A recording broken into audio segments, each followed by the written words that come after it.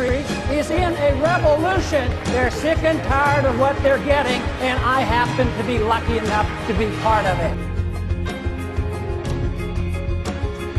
What if our foreign policy of the past century is deeply flawed and has not served our national security interests? What if we wake up one day and realize that the terrorist threat is a predictable consequence of our meddling in the affairs of others and has nothing to do with us being free and prosperous? What if war and preparation for war is a racket serving the special interests? What if the American people learn the truth?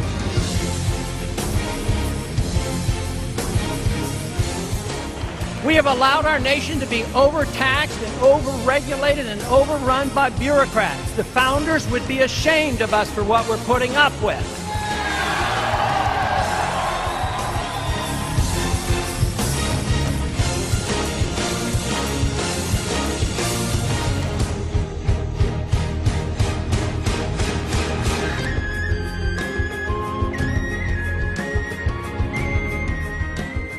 If you think our government should police the world and spend hundreds of billions of dollars on a foreign policy that we cannot manage, buy this.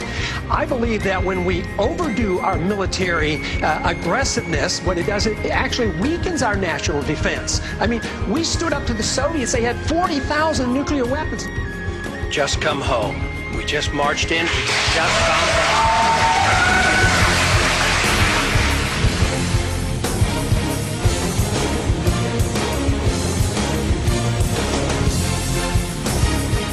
We can achieve much more in peace than we can ever achieve in these needless, unconstitutional, undeclared wars. Senator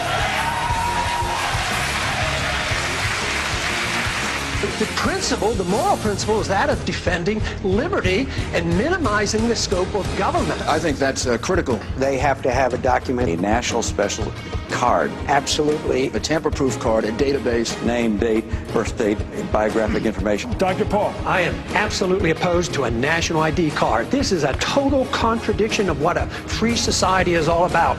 The purpose of government is to protect the secrecy and the privacy of all individuals, not the secrecy of government. We don't need a national ID card. Would you work to phase out the IRS? Immediately. The CFR exists, the Trilateral Commission exists, and it's a, quote, conspiracy of ideas. This is an ideological battle. Some people believe in globalism, others of us believe in national sovereignty.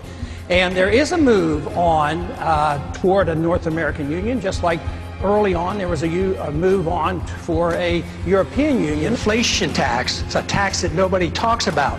We live way beyond our means with a foreign policy we can't afford and an entitlement system that we have encouraged.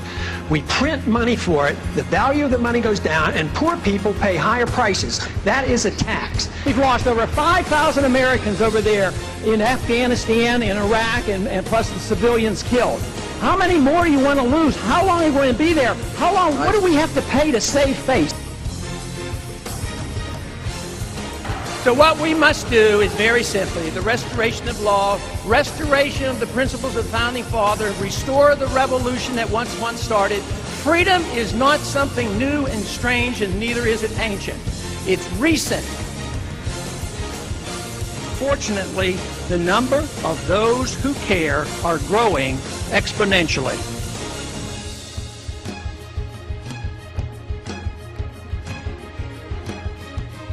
Paul won with 31%, beating out frontrunners like former Massachusetts Governor Mitt Romney, who received 22%. And President Obama has 42% of voter support, and Representative Ron Paul, 41%. Wow!